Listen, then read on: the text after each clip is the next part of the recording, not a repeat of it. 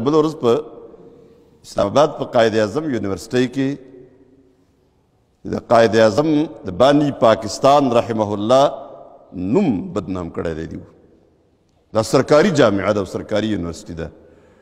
دیو پابندي لګولې ده چې هیڅ تنظیمونه به نه وي، بس ټیک ده نه دي ځه سبق وښایه طالب علمانو ته.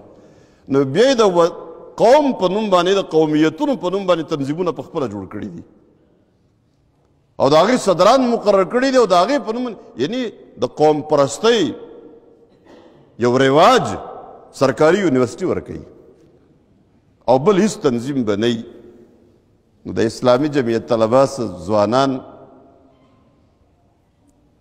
هغوی د قرآن کریم درس ځان له جوړ کړی، تنظیم خو یې نشته، پابندي ده که نه. سالکان پنځه شپږ جمع شوي دي ځان له د قرآن درس کوي. نو ته ګډا کې میوزیک کې بد اخلاقی بے حیايي نو ټول خو داسې نه دي که نه طالب علمان. هغې ځان له د قرآن درس شروع کړی دی. دا ټول پسې راغلي دي یو منظم منصوبې سره.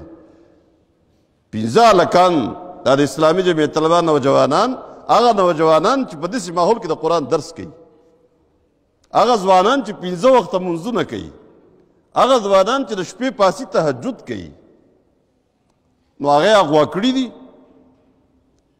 40 ګنټې وهلي دي، ټکولي دي او ویډیو وله جوړ کړی دی او دستخطونه دې اغوستي چې موږ به دلته په دې یونیورسټۍ کې هیڅ دیني پروګرام نه کوو، د قرآن درس هیڅ شی به نه وي. او علی الاعلان پریس کانفرنس کړی دی چې دې یونیورسټۍ کې دننه به هیڅ د دین سره متعلق څه پروګرام نه کیږي. دا د هندوانو یونیورسټي ده، دا د امریکې او د برطانیې اداره ده، دا چېرته د یهودو د نصاراو اداره ده که دا د روسیانو ده؟ دلته به نه دا قائد اعظم یونیورسټي ده د اسلام آباد. نو دا څه چې دی دا د حکومت سرپرستی نه ده، د قوم بچي او د قوم بچیانې دې دپاره تاسو ته حواله کېږي د ادارو ته. دا سرکار یا د یونیورسټو مشران دا د دې پاسبانان دي، بچي حواله کېږي تربیت یې وکوي. نو دین باندې پابندي دا اصل کې د اسلامي جمعیت طلبه خبره یوازې نه ده، دا اصل کې د دین سره د دشمني ده.